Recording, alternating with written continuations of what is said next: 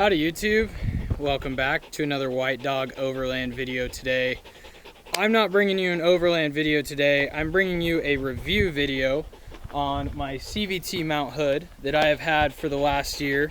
I'm not plugging this tent, not paid at all by CVT. I'm actually kind of doing the opposite. I'm doing a real critical review, giving my honest opinion on how this thing has held up over the last year, the pros and cons, and what I think of it for my own situation, as well as whether or not it's going to be suitable for yours.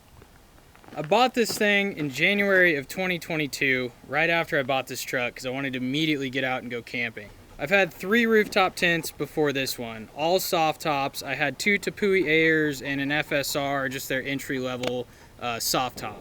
I picked this thing up for $3 grand on Facebook Marketplace, and as far as I see now, this medium goes for over $4,200 on CVT's website, which I think back when I was looking at buying one brand new is around $3,500. So that's a substantial price increase. That being said, with price, I think there are a lot better options that you can get for your situation that are even cheaper than this option itself.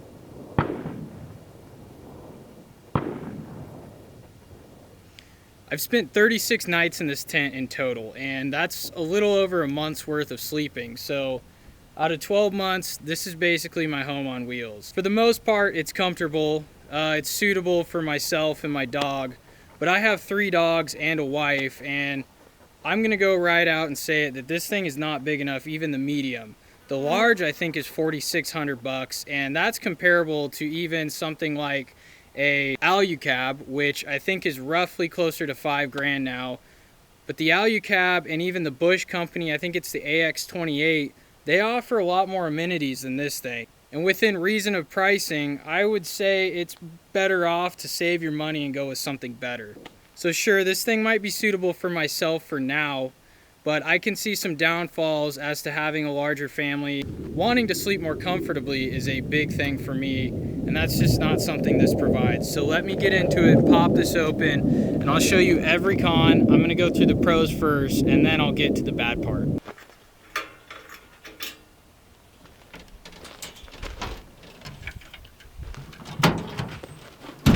So my first con on this list is having to keep these poles. I can throw them inside the tent, but that means I have to bust the ladder out, pull everything out, and then access these, so I keep them down in my deck system.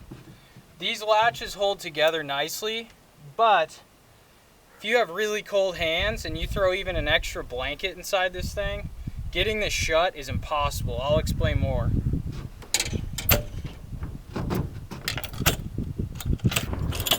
So getting this thing open, being a clamshell versus a soft shell, is like 30 seconds versus 4 minutes. There's not a huge difference, but just pushing this thing up, that's another thing. These struts have worn out pretty quickly. It doesn't raise on its own anymore. Well, sorta. But being I've used it that much, most people don't use their rooftop tents that much in 1 year. The struts should last longer, but you know, it's decent for what it is. Not a fan of these. I know the Bush company as well as Alucab, they don't have these. The awning just pops up on its own, which is a really nice feature. So the first thing I'm going to pick apart, if I can even get it out. Clearly it's a challenge, and I don't have to store it in this netting, but it really helps for room. That sucks. Having this not integrated into the tent, like I think iCamper, it folds in with it. A lot of the soft shells do that. Having this on the exterior, you know, it takes up a little bit of room, and it's kind of a headache having to pull it out when I just want to get this thing set up and ready to go. I don't know if they'll make improvement on that. You can't even fit this inside the tent and close it. That's just, it's so silly to me. This ladder is easily one of the worst constructed ladders and most dinky I've ever had on any of my tents. This top bar is completely gone. That broke off.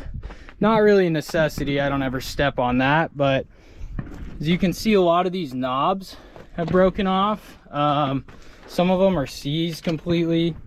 So I can't detract this ladder all the way, and I don't think that's a great locking system. So one thing I do like, as you can see, you can run accessories along the track on the outside. It has a double track, which is cool. You can throw traction boards on. I have an awning on the other side, which I don't ever use. But getting this ladder on is fairly simple. So now I'll take you up in it and show you my thoughts on that. On a few of my past tents, I've had issues with the zippers breaking. This one's been fine. It does come with a shoe bag, which is really essential, especially if you have dirty boots like myself. But coming inside here, it's pretty small. There's not much room to stand up. I can stand on my knees, but I'm 5'8", and when I'm all the way to the back, you can see I'm right here. My feet still touch, and this is the medium. And when it's myself and my wife and her dog, we put, wherever he is, that shaggy little poodle, we bring him up here, and between her and I, there's just really not that much room. One thing that really drives me insane, and especially on cold nights, so on this side, the rear side of the tent, this is still open. There's no zipper down here, which when I'm fully extended this way and I have a pillow here, you can see the light coming through. That opens a lot of air up, especially if I move around at night. This opens and all that cold draft comes in, and that's just a big bummer because you're trying to keep that heat in, which is hard on its own. We were out in the Hilo last weekend, and that was the coldest camping I've ever done. It got down under 10 degrees one night. I couldn't bear it. I bought a buddy heater, and those things are junk. Don't even mess with the buddy heaters. But it does insulate okay, being that the roof and the floor is aluminum, so I guess that helps in a sense. And this mattress is probably the worst mattress I have ever slept on. It's only 3 inches. Underneath, it's kind of like this spring cushion. It doesn't do much. I have some desiccant packets in here to keep the condensation and the mold down, which I haven't had any. Surprisingly, it's carpeted in the roof, if you can see that.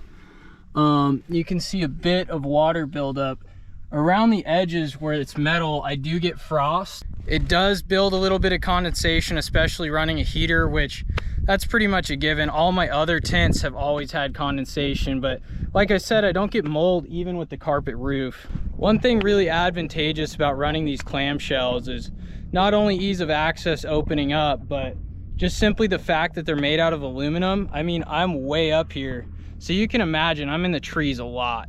I've bashed this thing through the trees. I've hit it up against a boulder, a big rock face, and it's barely scratched. It hasn't dented. And actually, my rack system, you can see, already came out. I just fixed it, and that's certainly something I need to improve on, because I'm gonna lose this tent one day, especially banging it up against trees. I have to say that the construction of this tent is pretty good. I haven't had issues with zippers. I haven't broken anything. I haven't torn the cloth. It's stayed together well, especially for the amount I use it. I mean, 36 nights, that's over a month. That's a lot of sleeping in this. And I put a dog up there. I put multiple dogs up there, ran heaters inside of it.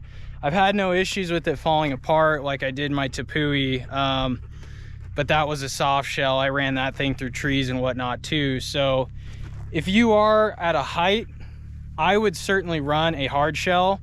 That being said, clamshells are easier, but you don't have to run a clamshell. I really like the iCamper setup with the double table that folds out for your sleeping platform. I think that really gives you more accessibility to have, you know, if you have a kid with your wife up there and a dog, you have a lot of room in that. Now, overall, my biggest negative con about this thing is the fact that even just stuffing one extra blanket in there, it's hard to shut. I mean, it is hard to shut. I have to stand on top and have someone latch that, even if I want to leave a blanket or two inside. Which, if you look at it on the bright side, if you're a slime ball like me, I don't tend to wash my comforters and my sheets with these tents too often when I had the soft tops and I could leave my pillows in and everything else. I just wouldn't wash it, and it got pretty gross and stinky, and my wife stopped camping with me because I was such a pig. The worst part is absolutely the fact that I have to stuff 4 containers in there just to bring an extra sleeping bag, 2 pillows, and a comforter. That's ideally not what I want to do. If you're looking at like the Alucab, the Bush Company, you can fit everything you sleep with inside that tent, and I think that's great. Now, would I recommend this tent to you? Probably not. I wouldn't buy it again, that being said. I just don't think it's worth the money with all the other options on the market. I think you can get a lot better bang for your buck, even just saving up a little extra. I know like Desert Armor, which is a local Arizona company, they do a great job. My buddy Matt has one. I like the Roof Nest. I like iCamper. I really like the ones that pop straight up like Roof Nest has. I think James Baroud does that as well.